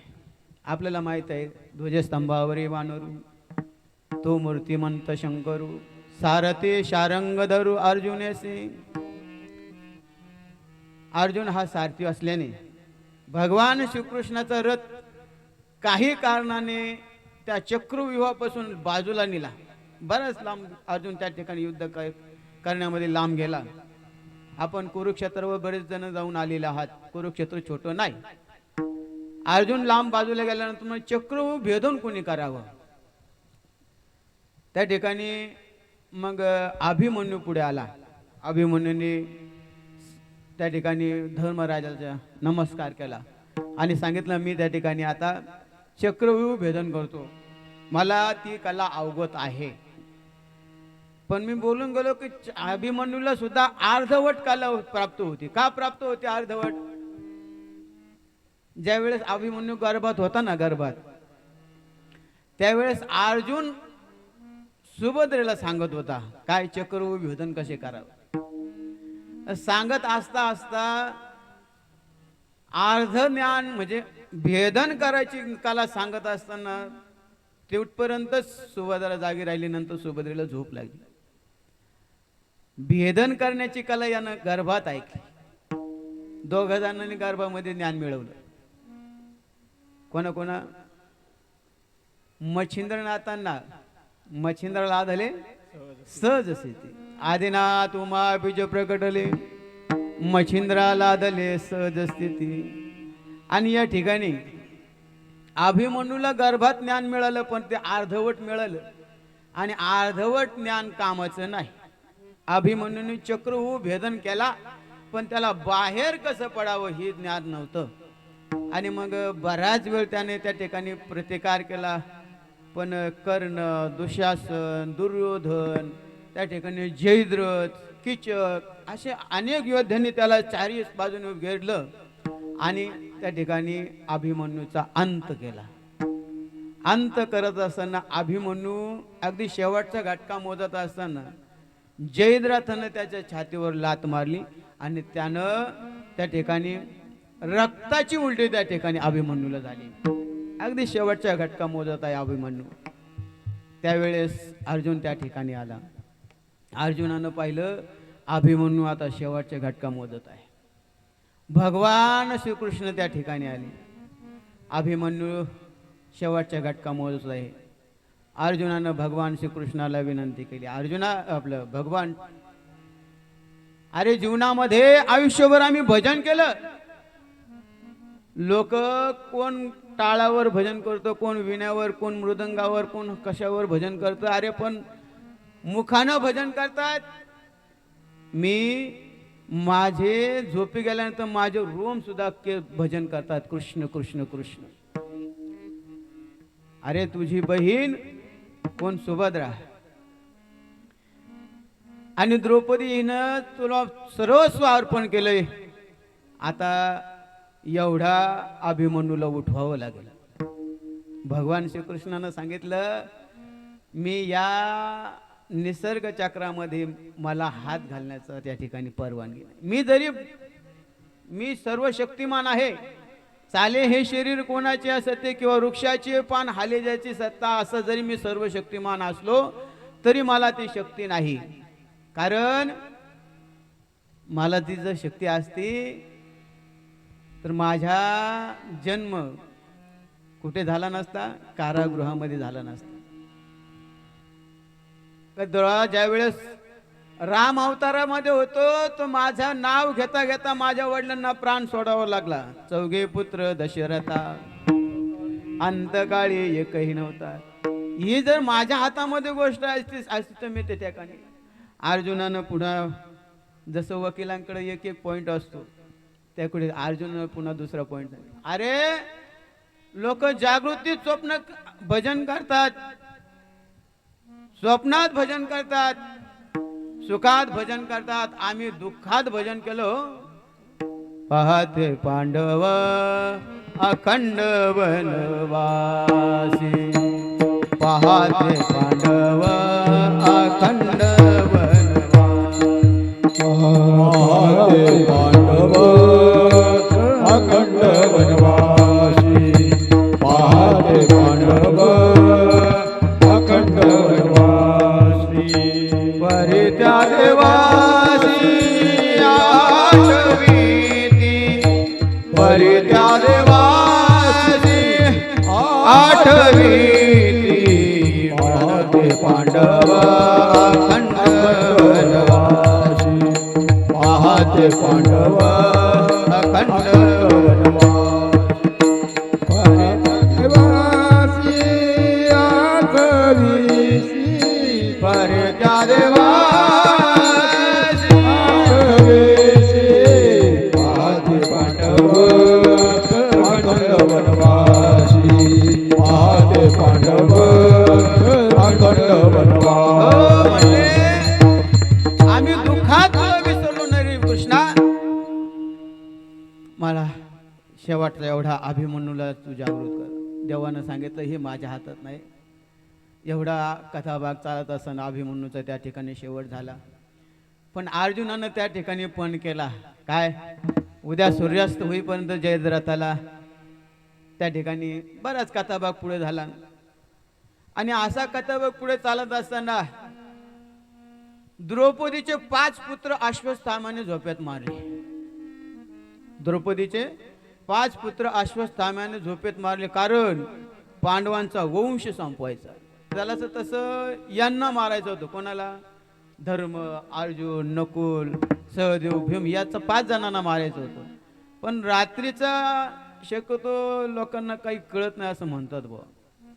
रात्रीचं त्याला दिसलं नाही, त्याने झोपेत 5 मुलांना, द्रौपदीच्या 5 मुलांना मारलं. आणि मग आता पांडवांचा वंश चालायचा कसा? पांडवांचा वंश चालायचा कसा म्हणून शेवटचा अंश उत्तरेच्या गर्भामध्ये होता. तो होता परीक्षितीचा. शेवटचा अंश पांडवांचा जीवना म्हणजे आता बाकीचे सगळं जवळजवळ संपलेले होते. आता युद्ध शेवटच्या घडीला आलेले आहे. सर्व फक्त 5 पांडव उरलेले आहे आणि शेवटचा अंश म्हणजे उत्तरेच्या गर्भामध्ये परीक्षिती राजाचा गर्भ आहे. आणि मग या गर्भाचं हनन करण्यासाठी अश्वत्थाम्यानं ब्रह्मास्त्र सोडलं. ब्रह्मास्त्राचं निवारण कोणालाच करता येत नाही. एक भगवान श्रीकृष्ण जर सोडले तर स्वतः ब्रह्मदेव जरी आले तरी त्यांना त्या अस्त्राचं निवारण करता येत नाही. आणि मग अशा ते ब्रह्मास्त्र ज्या वेळेस सोडलं त्यावेळेस त्या ठिकाणी भगवान श्रीकृष्णाने उत्तरेच्या गर्भामध्ये जाऊन ब्रह्मास्त्र येण्याच्या आत अंगुष्ठ एवढा आकार धारण करून त्या गर्भामध्ये भगवान श्रीकृष्ण जाऊन राहिले. आणि म्हणतात बुवा, योगक्षमत्यांची जाणे जड भारी. भक्तावर येणार संकट, जर भक्तावर एखादं संकट येत असेल तर भगवंत आधी त्या संकटाचा सामना करण्यासाठी तिथं उभा असतो. म्हणून असं म्हणतात, पांडवा संकट जड पडता जडभारी, अर्जुना संकट पडता जडभारी, गीता सांगे हरी कुरुक्षेत्री. संकट पडलं आणि मग त्या ठिकाणी भगवंताने अंगुष्ठ एवढा त्या ठिकाणी आकार धरून उत्तरेच्या गर्भामध्ये प्रवेश केला आणि परीक्षिती राजाचा गर्भ सांभाळला. कर्मधर्म संयोगाने जरा आपल्याला पुढे जायचं आहे. परीक्षितीचा जन्म झाला आणि परीक्षितीचा जन्म झाल्यानंतर एक आपल्याकडे जशी आजही पद्धत चालू आहे बघा ना, एखाद्या मुलाचा जर जन्म झाला तर 5-10 बाया त्याला बघण्यासाठी जातात, है का नाही? नेता असताना मग ते काय काय काय नेतात ते महिला मंडळीला जास्त माहीत, आपल्याला त्या गोष्टी माहीत नाही. पण त्या बऱ्याच गोष्टी घेऊन जातात. गूळ, खोबरं, आणखी खारीक, अजून काय चालू द्या तुमच्या मनामध्ये. त्यावेळेस त्या परीक्षितीला पाहण्यासाठी भगवान श्रीकृष्ण त्या ठिकाणी आले. आणि भगवान श्रीकृष्ण त्या ठिकाणी आल्यानंतर परीक्षिती राजा बाल अवस्थेमध्ये असताना भगवान श्रीकृष्ण को बघून असे एकटक पाहून हसत होते. आता हा दुसरा हसण्याचा प्रकार आला. मी तुम्हाला बोललो की 32 जण हसले होते बाबा श्रीमद भागवतामध्ये, हा दुसरा हसणारा आला. त्यावेळेस हसत असताना परीक्षिती राजाने पाहिलं भगवान श्रीकृष्ण आपल्याकडे बघत आहे ना, यानं त्यांचे का पाहून हसले. हो, इतरांना जे ठिकाणी असलेलं बाकीच्यांना जरा बाकीच्यांनी विचारलं का हसताय. मग भगवान श्रीकृष्ण परीक्षित राजा काय त्यावेळेस बोलत नव्हते. भगवान श्रीकृष्णानेच त्या ठिकाणी उत्तर दिलं की मी याची गर्भामध्ये जाऊन रक्षण केलं आणि आताही मी याचे पुढे गेलो उभा आहे म्हणून याने माझी आतमधली असलेली मूर्ती, गर्भामध्ये असलेली मूर्ती, आणि मी हा स्वयंभू त्याच्या पुढे उभा आहे, दोन्ही मूर्तींचं परीक्षण केलं म्हणून त्याचं नाव परीक्षिती ठेवण्यात आलं. परीक्षा केली झाली की नाही? साठविला राहे हृदय संपृष्टी, बाहेर दाकोटी मूर्ती उभा, अशा दोन्ही मूर्त्यांचं परीक्षण केलं म्हणून परीक्षिती. परीक्षितीच्या बाबतीत विचार करायचा ठरलं तर परीक्षिती सारखा पुण्यवान राजा या भूतलावर दुसरा नाही. परीक्षिती राजा हा अति पुण्यवान. जसं राम राज्य झालं तसं परीक्षिती राजाचं राज्य चालू झालं. परीक्षितीचं राज्य कधी? द्वापार युगाचा शेवट आणि कलियुगाचा प्रारंभ अशा दोन्हीच्या संधीमध्ये कलियुग परीक्षितीचं राज्य. मला वाटतं परीक्षिती राज्यामध्ये प्रथम कुलूप आलं. तोपर्यंत लोकांचा म्हणजे माणसांचा एकमेकावर विश्वास होता. तिथून पुढं विश्वास कमी झाला. कुलूप आलं, कुलूप. विश्वास कमी होत चालला पुढे. कलियुगामध्ये आता कलीचं बरंच वर्णन केलं. ऐका कलीची महिमान. असत्याशी रिजले जन पापा देती अनुमोदन करती हेळन संताशी. अशी अनेक त्या ठिकाणी कलियुगाची त्या ठिकाणी वारं वेगळं चाललं. आणि परीक्षिती राजा त्या ठिकाणी अतिपुण्यवान, पण कलीनं प्रवेश केला. कलीला प्रवेश करण्याची 4 ठिकाणं सांगितलेली. कलीला प्रवेश करण्यासाठी 4 ठिकाणं सांगितले. चोरी, छळ, सुवर्ण, जुगार. जुगार ज्या ठिकाणी चालतो त्या ठिकाणी कलीला प्रवेश करण्याची त्या ठिकाणी मुभा आहे. त्यानंतर ज्या ठिकाणी सुवर्ण आहे अशा ठिकाणी कलीला त्या ठिकाणी प्रवेश करायचे वाट त्या ठिकाणी. अशी कलीची त्या ठिकाणी 4 प्रवेश करण्याची माध्यमे आहेत. मग कलियुगामध्ये परीक्षितीचं ते राज्य चालत असताना एक दिवस परीक्षिती आपल्या जीवनामध्ये अगदी अडगळी त्या हस्तिनापुरामध्ये असलेली एक जुनी खोली, त्या जुनी खोलीमध्ये प्रवेश केला. तसं तर त्या खोलीचं बंदिस्त दार होतं. ती खोली कोणी उघडत नव्हतं. पण परीक्षिती राजा त्या राज्यामध्ये त्याला त्या ठिकाणी एक ती खोली उघडण्याची त्या ठिकाणी बुद्धी झाली. आणि मग बुद्धी झाल्यानंतर त्याने ती खोली उघडली. त्या खोलीमध्ये एक पेटी होती. पेटी जुनी बंदिस्त, कोणीच उघडलेली नव्हती, पण त्याने ती उघडली. परीक्षिती राजा त्या खोलीमध्ये प्रवेश करून त्याने ती पेटी उघडली. पेटी उघडल्यानंतर त्यामध्ये एक सोन्याचा टोप होता. टोप मुकुट, आपण त्याला मुकुट म्हणतो, टोप म्हणायचं. तो टोप होता. त्या परीक्षिती राजाने तो टोप उचलला, आपल्या मस्तकावर धारण केला. आणि मस्तकावर धारण केल्यानंतर त्याच्या बुद्धीमध्ये जरा आणखीच कलीनं प्रवेश केला. मी बोलून गेलो की कलीला राहण्याचे 4 ठिकाणं, त्यामध्ये सुवर्णामध्ये सुद्धा कलीचा वास. म्हणून शक्यतो सुवर्णाच्या नादी लागू नका. सध्या 1.5 लाखाच्या पुढे निघाले हे का नाही? सध्या 1.5 लाखाच्या पुढे निघाले. असो, परीक्षिती राजाने तो मुकुट धारण केला आणि त्याची कलीनं आणखी प्रवेश त्या ठिकाणी केला. का का का त्या ठिकाणी असं झालं? तर तो मुकुट होता ना, तो होता जरासंध राजाचा. कोण जरासंध राजा? ज्यावेळेस हा जरासंध राजा ज्यावेळेस जन्माला आला त्यावेळेस त्याच्या जीवनामध्ये तो 2 भाग त्याच्या शरीराचे झाले होते. कसे? मध्यभागी चिरलेले असे 2 भाग जन्माला आले. तेच भाग, ते विचित्र भाग बघितल्यानंतर त्या जरासंधाचं ते शरीर होतं 2 ठिकाणी असं कापलेलं, 2 भाग झालेले. ते भाग त्यांनी जंगलामध्ये सोडले. आणि त्या जंगलामध्ये जरा नावाच्या राक्षसीचं राज्य होतं.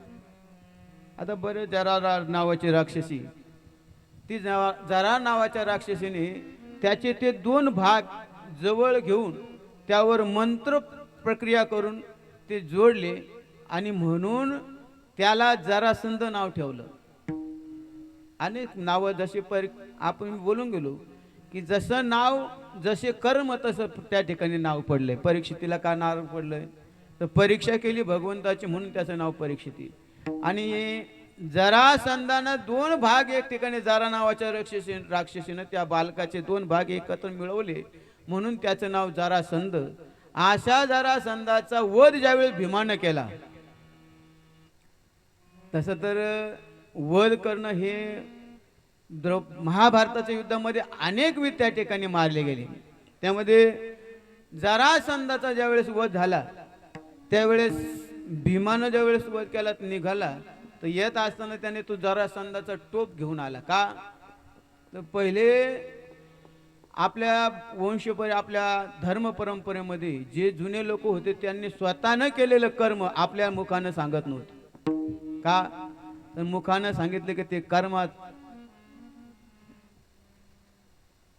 त्या ठिकाणी ते कर्म आपल्याला आहे ते फळ आपल्याला प्राप्त करून देत नाही. म्हणून ते कर्म आपण मुखाने सांगायचं नसतं. म्हणून ते मुखाने न सांगता मग जरासंध मारला याची काय खूण, तर ते टोप घेऊन भीम त्या ठिकाणी आलेला होता. पण भीमानं तो टोप आणला हे बाकीच्यांनी पाहिलं तर म्हटले हा टोप जर एखाद्याने मुकुटावर धारण केला, मस्तकावर जर धारण केला तर त्यामध्ये कली प्रवेश करेल. म्हणून तो टोप अगदी आडगडीला ठेवलेला होता मुकुट. पण तो त्या परीक्षिती राजाने काढला आणि परीक्षिती राजाने काढल्यानंतर तो टोप मुकुट मस्तकावर धारण केला आणि पुढे तो शिकारीसाठी गेला. शिकारीसाठी गेल्यानंतर बऱ्याच जंगलामध्ये प्रवेश त्याने केला. शिकारी करणे पहिले राजे शिकारी करायचे. आताही शिकारीचा नाद आहेत, पण आता शिकारी करणारे वेगळे झाले आणि शिकारी वेगळ्या झाल्या. त्या ठिकाणी आपल्याला त्या भाग तिकडे जायचं नाही. परीक्षिती राजा जंगलामध्ये बराच जंगलांतर पार करून गेल्यानंतरही त्याला शिकार मिळाली नाही. बराच अंतर पार केलं. रण त्या उन्हामध्ये त्याला एक ठिकाणी तहान लागली आणि जवळच शृंग ऋषी नावाचे शृंग ऋषीचा त्या ठिकाणी आश्रम. त्या आश्रमामध्ये तसा तो परीक्षित राजांच्या त्या राज्यामध्ये अंतर्गतच येत होता. त्या आश्रमामध्ये परीक्षित राजांनी प्रवेश केला. आता साधू म्हटलं की सदा निमग्न असतात. कशामध्ये? दिन रजनी हाचे धंदा गोविंदाचे पवाडे, गोविंदाचे पवाडे, गोविंदाचे पवाडे. दिन रजनीचे धंदा गोविंदाचे पवाडे, गोविंदाचे पवाडे, गोविंदाचे पवाडे. दिन रजनी हाची धंदा गोविंदाचे पवाडे, गोविंदाचे पवाडे,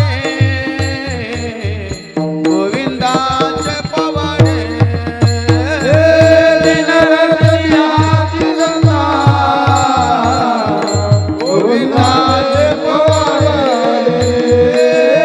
गोविंदाचे पवाडे, गोविंदाचे पवाडे.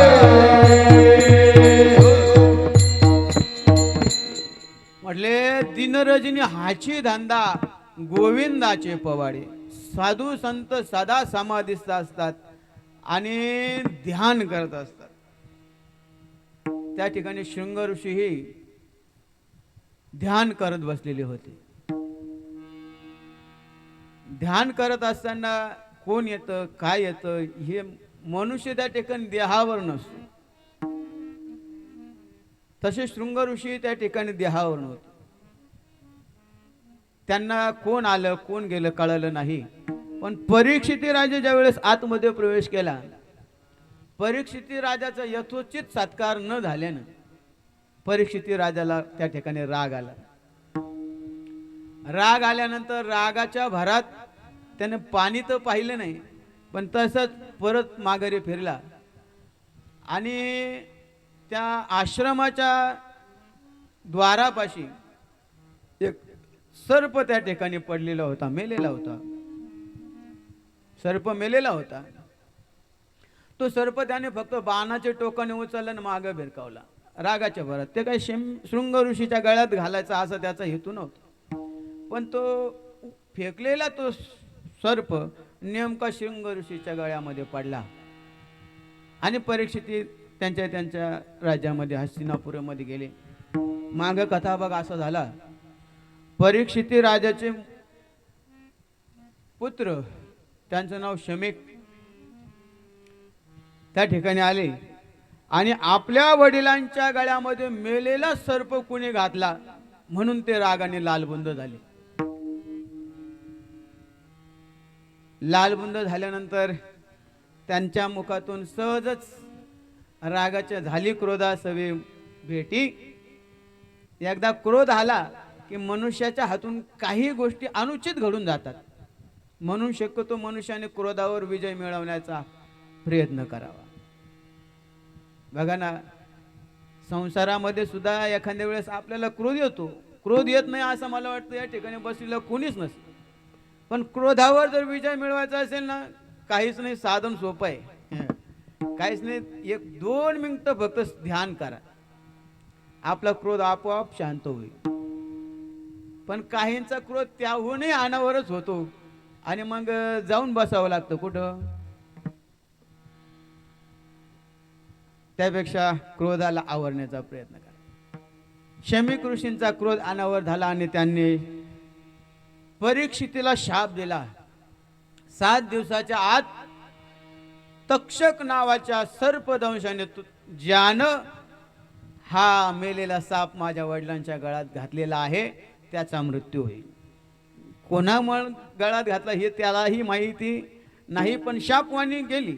शाप म्हणजे आता अलीकडं आपण बोलतो असं नाही, ते साधू संतांचे शाप होते. साधूंनी दिलेला शब्द खरा होता आणि साधूंनी दिलेला शाप खरा होत होता. असं तर काळ होता द्वापर.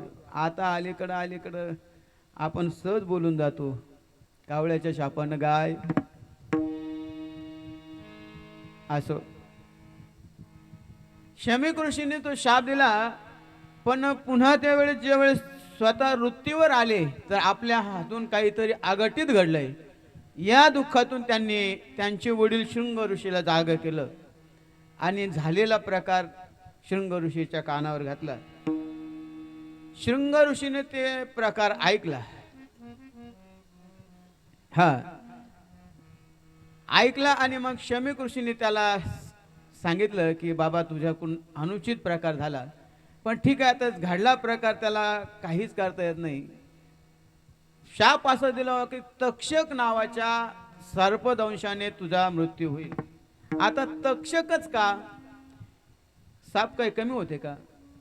आपता अलीकडे काही साप कमी आहे का? जरा आता पावसाळ्यात चालू होईल, होऊ द्या जरा, पहा जिकडे तिकडे साप दिसणार आहे. मग तक्षकच का? तर ज्या वेळेस अग्नी भागला, अग्नीला खांडववन नावाचं वन प्रदेश भगवान श्रीकृष्ण आणि अर्जुन या दोघांनी अग्नीला भक्षावायला दिला होता. भक्ष्य म्हणजे अर्जुन थकला होता युद्ध करू करू, आपलं अग्नी थकला होता आणि मग अग्नीला, थकलेल्या अग्नीला काय द्यावं म्हणून खांडववन नावाचं एक वन प्रदेश खाण्यासाठी दिला होता भक्ष्य. अग्नीने तर खांडववन प्रशस्त जाळलं. आता जाळत असताना त्या ठिकाणी असलेले पक्षी, पशु, त्या ठिकाणी प्राणी, कोणी असो, मग एकदा असं म्हणतात का अग्नी लागला का तिथं काही वाचत नाही. माऊली ज्ञानोबारांनी 3 गोष्टी सांगितलेल्या आहेत. जिथं भलत्या घडतात म्हणजे तिथं काही वाचत नाही. त्यामध्ये आगीचे जाळणे, शेळीचे धावणे, शेळीचे चरणे आणि वाऱ्याचे धावणे या 3 गोष्टी सांगितलेल्या. वारा एकदा आला की आपण कितीही प्रयत्न करा, वारा आवरत नाही. त्यानंतर शेळीचं चरण सांगितलेले. शेळीचं चरण आपल्यापेक्षा या वर्गाला जास्त माहित. दिवसभर शेळी चारून आणा, संध्याकाळी शेळीच्या पुढे घासाची पेंडी करा, शेळी 51 घास घेतल्याशिवाय राहत नाही. त्या पद्धतीने आगीचं जाळणं आहे. एकदा अग्नी चालू जाळण्याचं कार, त्या ठिकाणी अग्नी जाळायला लागला की काय पुढे येईल ते सांगता येत नाही. त्या ठिकाणी या तक्षक नावाचं कुळातील 100 साप त्या ठिकाणी होते. तक्षकाच्या कुळातले 100 साप होते. त्या 100च्या 99 जणांचा त्या ठिकाणी अंत झाला आणि हा तक्षक एकटा त्या ठिकाणी राहिला.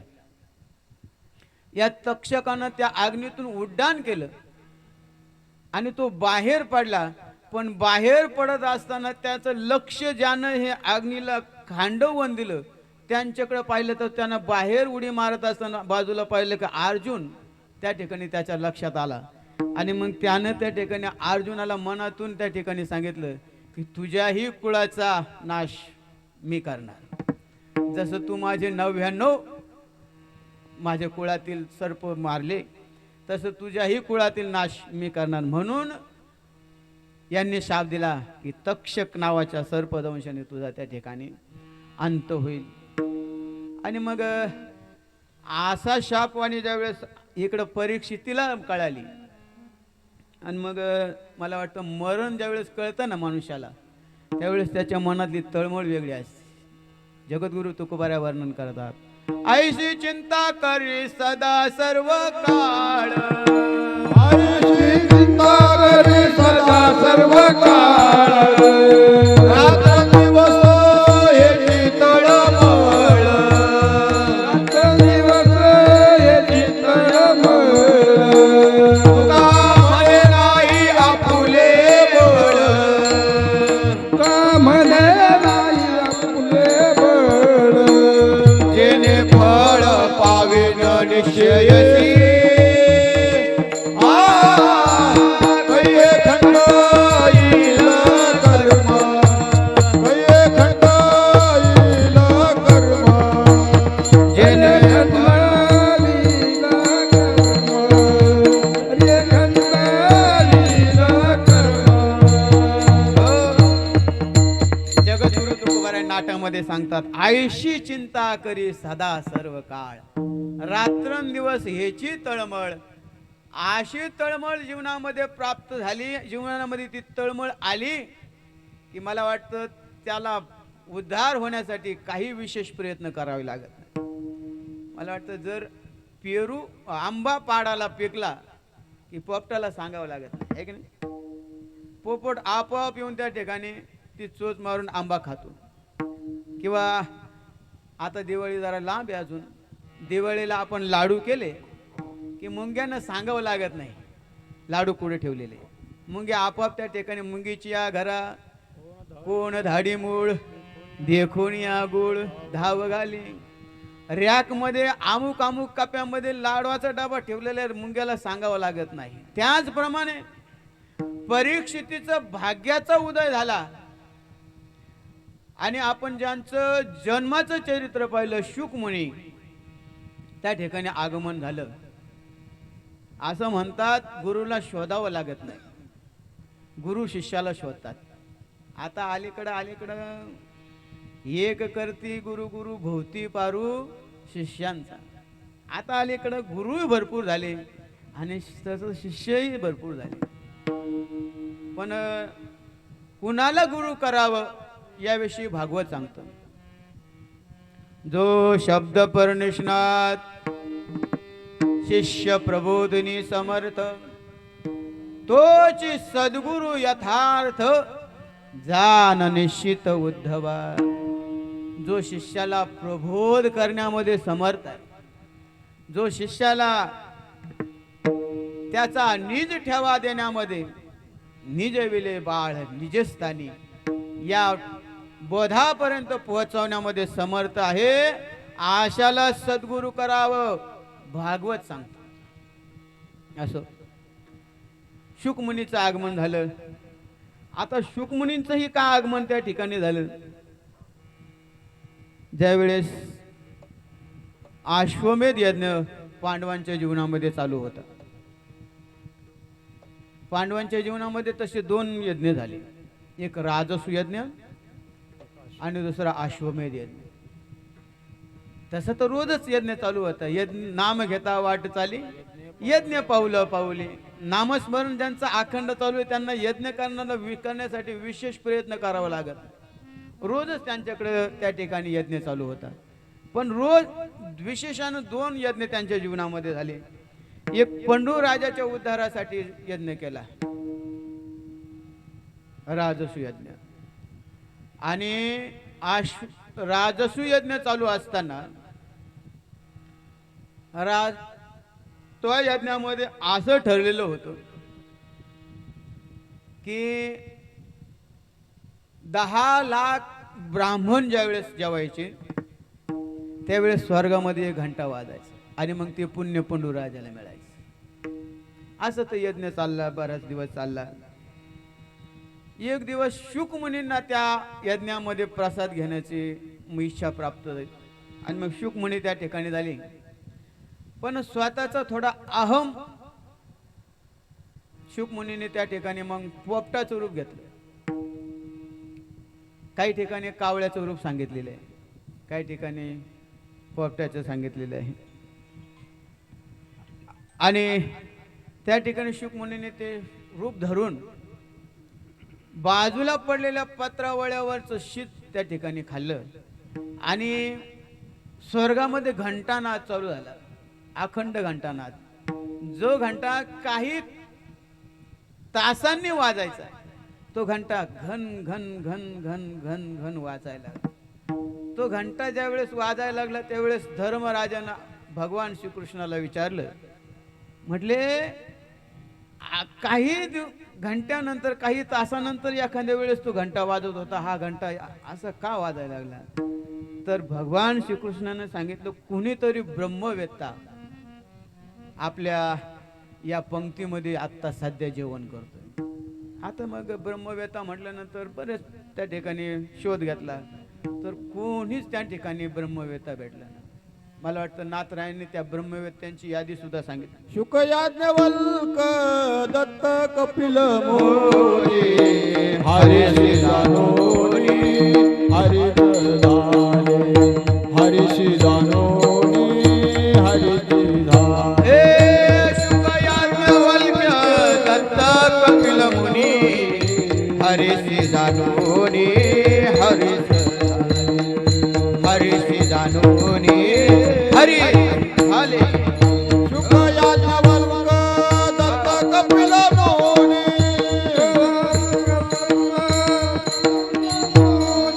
शुक याज्ञवल्क दत्त कपिल मोनी शुक याज्ञवल्क्य शुक याज्ञवल्क दत्त कपिल मोनी हरिषी जानोनी हरिदाने हरिषी जानोनी हरिदाने. दत्त कपिल मुनी हरिषी जानोनी हरिच झाले. हरिषी जानोनी हरिच झाले. त्यावेळेस चारच ब्रह्मवेत्ते होते. आता ब्रह्मवेत्त्याचा अधिकार सांगण्यासाठी कोटी सांगितली जाते, कोटी. हजार साध्या मनुष्यांना जेवण ज्यावेळेस घातलं त्यावेळेस क्षत्रीचं एक ब्राह्मण जेव घातल्याचं पुण्य मिळेल. असे हजार ब्राह्मण जेव घातले, एक द्विज असलेला ब्राह्मण जेव घालल्याचं त्या ठिकाणी फळ प्राप्त होत. असे लाखो ब्राह्मण जेव घातलं की एक ब्रह्म, लाखो त्या ठिकाणी त्याची गणती करता येत नाही असे जेवण घातले की एक ब्रह्म परमहंस. बरीच मध्ये कोटी आहे. आणि मग ते ब्रह्मवेत्ता शुकमुनी त्या ठिकाणी जेवण त्या ठिकाणी शेत घेतलं आणि तो घंटानाद चालू झाला. ज्यावेळेस भगवान श्रीकृष्ण धर्माला घेऊन बाहेर आले ते पत्रावळीवरील उष्ट खात होते. आणि मग असं ज्यावेळेस यांच्याही लक्षात आलं त्यावेळेस हे उपकार त्यांच्यावर झाला.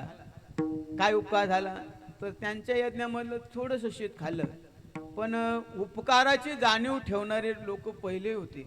आता कृतज्ञ आणि कृतज्ञ या दोन गोष्टी राहिल्या नाही. म्हणजे काय, लोक उपकाराची जाणीव ठेवत नाही. संत मांदेळे म्हणतात, काय द्यावे अशी वायू उतराई, आणि आपण म्हणतो उपकार्यावरही अपकार करू आपण असं. पण शुक मुनींनी त्या उपकाराची ऋणातून त्या ठिकाणी फेडायचं रूप. मग काय करायचं तर परीक्षिती राजाला त्या ठिकाणी बोध करण्यासाठी ज्यावेळेस परीक्षिती राजाच्या जीवनामध्ये त्याला शाप मिळाला, शुकमुनीचं आगमन झालं. आणि शुकमुनी आल्यानंतर परीक्षिती राजा आणि शुकमुनीची भेट झाली. आणि मग श्री संताची माता चरणावरी साष्टांग हे करी दंडवत, विश्रांती पावलो सांभाळा उत्तरी. तुमच्या चरणावर आल्यानंतर मला विश्रांती मिळाली आणि मग परीक्षिती राजांनी शुक मुनींना आपली झालेली घटना त्या ठिकाणी बोलून दाखवली की असा असा मला माझ्या जीवनामध्ये शाप प्राप्त झाला. आणि मग परीक्षिती राजाला शुक मुनींनी त्या ठिकाणी श्रीमद भागवत सांगितलं.